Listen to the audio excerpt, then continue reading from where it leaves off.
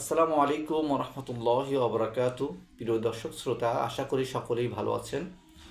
তো আজকের বিষয় হচ্ছে যে আমরা আমাদের দেশে অধিকাংশ মানুষের পিত্ত পাথরই হয়, যাকে আমরা স্টোন গল ব্লেডার স্টোন বলে থাকি।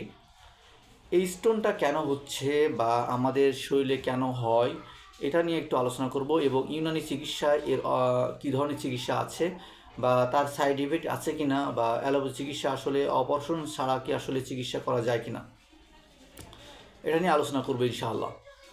তো আসেন যে পিত্ত পাথরই যেটা কেন হয়। পিত্ত পাথর আপনি যখন অনেক বেশি উষ্ণ এবং শুষ্ক খাবার এবং উষ্ণ এবং ভাজা পোড়া উষ্ণ এবং শুষ্ক খাবার যখন অনেক বেশি খাচ্ছেন, খাওয়ার ফলে আপনার শরীরের যে টেম্পারেচার আছে, পটাশিয়াম আছে এবং ক্যালসিয়াম আছে, এগুলো অনেক বেশি প্রোডাকশন হয়। যখন অনেক বেশি প্রোডাকশন হয় তখন আমাদের শরীরে কী হয়, পিত্ত যে বাইল আছে, যে পিত্ত রস আছে, এই রসটা কী হয়, ওই উষ্ণটাকে আরও বেশি উষ্ণ করে দেয়। যেমন ধরেন কোনো একটা পদার্থ, যেমন ধরেন ইটটা প্রথমে মাটি ছিল বা তরল আকারে ছিল। এখন এই মাটিটা কিন্তু যখন অনেক বেশি শুকায় যাবে, অনেক বেশি আর্দ্রতা নষ্ট হয়ে যাবে, তখন কিন্তু এই মাটিটা এক জায়গায় হওয়ার ফলে তখন কী হয়ে যাবে, প্রথমে কী হবে, শুকনো হবে। এরপরে যখন আরও বেশি টেম্পারেচার এর গায়ে দেওয়া হবে বা মাটির গায়ে দেওয়া হবে, তখন বেশি সেটা কিন্তু শুকানোর পরে একটা ইটে রূপান্তর হবে। ইটটাকে যখন বেশি আরও বেশি টেম্পারেচার দেওয়া হবে, তখন এটাকে আমাদের গ্রামীণ অঞ্চলে বা অনেকেই বলে এটাকে ঝামার মতো হয়ে যাবে, মানে পুরা ইট বলা হয়, অনেক বেশি পুড়ে যাওয়া বা কালো হয়ে যাওয়া, এই ধরনের ইট হয়ে যায়। ঠিক মানুষের শরীরও কিন্তু এমন, যে যখন পিত্ত সবারই প্রোডাকশন হচ্ছে, যখন এই পিত্ত রসের ভিতরে যখন অনেক বেশি কী হচ্ছে, টেম্পারেচার বেড়ে যাচ্ছে, শুষ্কতা বেড়ে যাচ্ছে, তখন কী হচ্ছে, আস্তে আস্তে আস্তে এই টেম্পারেচার বাড়ার ফলে তার এই পিত্তরস পাথরে রূপান্তর হচ্ছে। তো এই পিত্তরস পাথর রূপান্তর সেটা হতে পারে কিডনিতে হতে পারে, কিংবা পিত্তথলিতে যে গল ব্লাডারে আছে সেখানেও হতে পারে। মানুষের যে কোনো জায়গায় এই পিত্ত পাথরটা রূপান্তরিত হতে পারে। তো এই পাথর, এইসব কারণে কিন্তু আমাদের ইউনানি মতে বলা হয় যে এটা সফরার আধিক্যতা বা সফরার মানে বিরক্ত হওয়ার পর নিয়ে সফরা এক প্রকার জ্বলে যাওয়ার ফলে এই পিত্তর পাথরিটা হচ্ছে। এই পাথরিটা দূর করার জন্য অনেকে বলে যে আপনি এই ওষুধটাই খান, পাথর দূর হয়ে যাবে, এই ওষুধটা খান, পাথর দূর হয়ে যাবে, এই ওষুধটা খান, পাথর দূর হয়ে যাবে। কিন্তু না, পাথর দূর হওয়ার ভিতরে একটা কারণ আছে। যেমন ধরেন একটা মানুষ, কেউ ঘরের ভিতরে থাকে, কেউ ব্যায়াম করে না, তার এক ধরনের রোগ হতে পারে। কেউ পরিশ্রম করে, তার এক ধরনের রোগ হতে পারে। মানে একই রোগ কিন্তু ধরন আলাদা আলাদা। একই জ্বর বা একই পিত্ত পাথর, কিন্তু একজন ঘরে বসেছিল, মানে অলসতা জীবন কাটাইছে, তার জন্য তার পাথরের ধরন এক ধরনের হতে পারে বা একই আলাদা টেম্পারেচার হতে পারে। কিংবা একজনের পিত্ত পাথর অনেক বেশি পরিশ্রম বা কায়িক পরিশ্রম হওয়ার ফলে তার পাথরটা হয়েছে, তাহলে তার পিত্তর পাথরের ধরনটা এক ধরনের হতে পারে। আবার অনেকে বেশি সে তার পেশাগত ব্যাপার আছে। যেমন ধরেন একজন মুড়িওয়ালা, একজন হচ্ছে ভ্যান চালক, একজন গাড়ি চালক, একজন চিকিৎসক, এক একজনের পিত্তর গঠন বা এক একজনের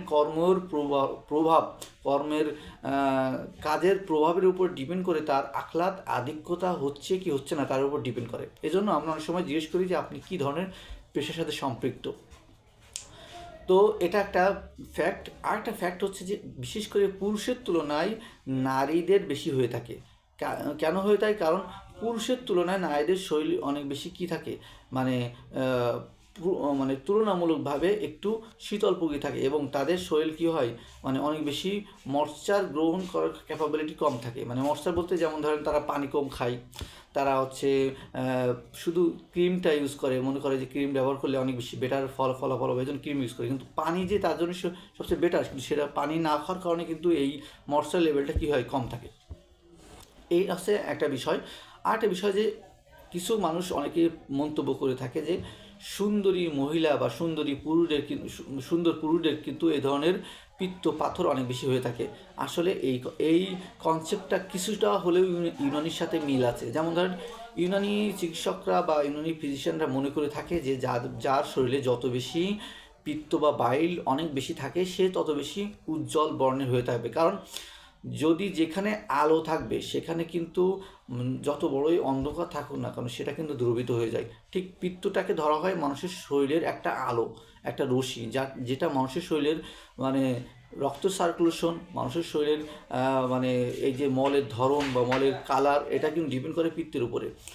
তো এই যে পিত্তের যে প্রভাব, এটা কিন্তু মানুষের শরীরে তৈরি হয় তার ব্যবহার, তার চলাফেরা, তার হচ্ছে উঠা বসা, তার সব কিছুর উপর ডিপেন্ড করে সে কতটুকু মানে বেনিফিট পাবে, কতটুকু ইফেক্টিভ হবে এই পিত্তটা। তো এই জন্য পিত্ত যখন আধিক্য হয় তখন প্রথম কাজ হচ্ছে আমাদেরকে পিত্ত আধিক্যতা কমানো, এবং যদি সফরার কারণে হয় তাহলে সফরাটা কমানো, যদি সওদার কারণে হয় তাহলে সওদাটা কমানো। কী কারণে হচ্ছে সেটা একজন ইউনানি ফিজিশিয়ানই বলতে পারবে যে কোন আখলাত আধিক্যতার কারণে হচ্ছে, কোন আত্মা বিদগ্ধ হওয়ার কারণে হচ্ছে, বা কোন আখলাত কম হওয়ার কারণে হচ্ছে, বা কোন অর্গান অনেক বেশি অ্যাক্টিভ হওয়ার কারণে, বা কোনো এক অর্গান অনেক বেশি মানে উইক হওয়ার কারণে হচ্ছে। এটা কিন্তু আপনি পালস দেখে বা একটা প্রস্রাবের ধরন দেখে আপনি বুঝতে পারবেন যে কোন আখলাত তার শরীরের অনেক বেশি অ্যাক্টিভ হচ্ছে। তো এক একটা অ্যাক্টিভিটি বা এক একটা পিত্তের ধরন, মানে এক এক ধরনের পিত্ত এক এক মানুষের শরীর তৈরি হয়। কারোর ক্ষেত্রে সওদার ক্ষেত্রে এক ধরনের পিত্ত তৈরি হচ্ছে, কারোর সফটওয়্যার ক্ষেত্রে এক ধরনের পিত্ত তৈরি হচ্ছে। মানে একটা পিত্ত বিভিন্ন ক্যাটাগরি হতে পারে, বিভিন্ন ধরনের স্তরে হতে পারে। তো এই পিত্তের প্রভাবের কারণে ওভারঅল আমাদের শরীরের এই পাথরটা তৈরি হচ্ছে।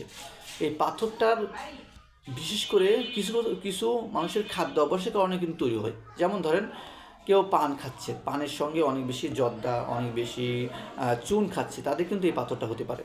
আবার কেউ ক্যালসিয়াম, অনেক বেশি ক্যালসিয়াম কার্বনেট খাচ্ছে, তার কিন্তু এই পিত্ত আধিক্যতা বা পিত্ত পাথর বা কিডনি পাথর, এই ধরনের পাথর কিন্তু তার শরীরে তৈরি হতে পারে। তো আমরা বুঝতে পারি, ওভারঅল ইউনানি ফিজিশিয়ানরা বুঝতে পারে যে পিত্তটা যখন তৈরি হচ্ছে তার ভেতরে হয় সওদা আর সফরা বিদগ্ধতা হওয়ার কারণেই কিন্তু তার শরীরে পিত্তটা তৈরি বা পাথরটা তৈরি হচ্ছে। তো এখন চিকিৎসাটা কী, আমরা জানতে পারলাম যে এইসব কারণে আমাদের মূলত হয়। এখন চিকিৎসাটা কী? চিকিৎসা হচ্ছে যে আপনাকে প্রথমে একজন চিকিৎসকে যেতে হবে, ডায়াগনোসিস করবেন উনি যে কোন আখলাতের কারণে হচ্ছে, এবং মেডিকেলি ডায়াগনোসিস বলতে যেমন পিত্ত রসের কেমন প্রভাব, বা আল্ট্রাসোনোগ্রাম করার মাধ্যমে তার শরীরের কতটুকু কত মিলি বড় হয়েছে বা কম হয়েছে, এগুলো দেখার পরে উনি কি ডিসিশন নেবেন যে ওনাকে কি আসলে অবর্ষণ করবেন, না ওনাকে আপনার কি বলা হয় ওষুধের মাধ্যমে সমাধান করা যাবে, বা কোনো খাদ্য অভ্যাস চেঞ্জ করতে হবে কিনা। এগুলো একজন ইউনানি ফিজিশিয়ান তাকে একটা সাজেশন দেবেন। কিন্তু এটা এই পিত্ত পাথর হলেই যে মানুষ অপারেশন করতে হবে, এটা একদমই ভুল ধারণা। আর বিশেষ করে যারা পিত্ত পাথর হওয়ার ফলে তারা কি পিত্তথলি কেটে ফেলে দিচ্ছেন বা বাদ করে দিচ্ছেন।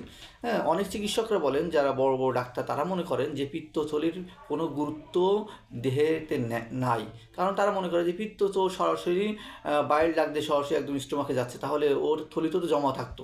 অনেকেই অভিমত প্রকাশ করে। কিন্তু দেখেন, আল্লাহ সুবহানাহু ওয়া তাআলা যত কিছু তৈরি করছেন তা মানুষের শরীরের জন্য সবচেয়ে ইম্পর্টেন্ট। আমার এক রোগী, উনি এসে বলছেন যে আমি যখন পিত্তথলির পাথর অপারেশন করছি তারপর থেকে আমার শরীরে অনেক বেশি টিউমার, সিস্ট এ ধরনের সমস্যা দেখা দিচ্ছে। কারণ দেখেন তো ওর শরীরে কেন এই সিস্ট এবং টিউমার হচ্ছে, কারণ এই কারণে হচ্ছে যে উনি যখন অপারেশন করছেন তখন ওনার শরীরের এই যে উষ্ণতার ভাবটা বা উষ্ণতার আধিক্যতা, এটা কিন্তু কমে গেছে, তখন তার শরীরে শীতলতার ভাবটা অনেক বেশি হচ্ছে। তো শীতলতার ভাব যখন অনেক বেশি হচ্ছে তখন তার শরীরের কী হচ্ছে, মানে এই যে ব্যালেন্সিংটা, মানে সফটওয়্যার ব্যালেন্সিংটা, এটা কিন্তু না থাকার ফলে তার শরীরে কিন্তু অনেক সমস্যা তৈরি হচ্ছে। তো এই জন্য আমরা বলবো যে আপনার আগে একজন ইউনানি ফিজিশিয়ানের কাছে পরামর্শ নেবেন, নেওয়ার পরে উনি আপনাকে ডায়াগনোসিস করবেন যে পিত্ত কী অবস্থা, কোন অর্গানের ইফেক্টের কারণে এই সমস্যাটা হচ্ছে, আদৌ কি আপনার অপারেশন করা লাগবে কি না, এই বিষয়গুলো ডায়াগনোসিস করে তারপরে আপনাকে কী করবে, আপনাকে একটা ওষুধ সাজেস্ট করবে, খাদ্য অভ্যাস সাজেস্ট করবে, কোন কোন খাবার খাওয়া দরকার, কোন কোন খাবার খাওয়া যাবে না, এবং কতদিনের ভিতরে আপনি সুস্থ হবেন।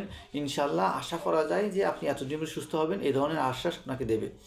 তো আমি আজকে আপনাদেরকে বোঝাতে পারছি যে পিত্ত আধিক্যতা হলে আমাদের কী ধরনের পদক্ষেপ নেওয়া গ্রহণ। তবে আপনাদের অবশ্যই উচিত হবে অপারেশন না করা, প্রথমে চেষ্টা করা উচিত কোনো ওষুধের মাধ্যমে এই সমাধান করা। হ্যাঁ, পিত্ত আধিক্য হলে অনেকে ব্যথা হতে পারে। হ্যাঁ, ব্যথা অবশ্যই হবে, কিন্তু সেই ব্যথার সঙ্গে সঙ্গে যদি ইনফেকশন থাকে বা কোনো ধরনের ইনফেকশন বোঝা যায়, অনেক বেশি ইনফেকশন হয়, তাহলে সেক্ষেত্রে অপারেশনের ঝুঁকি নিতে পারেন।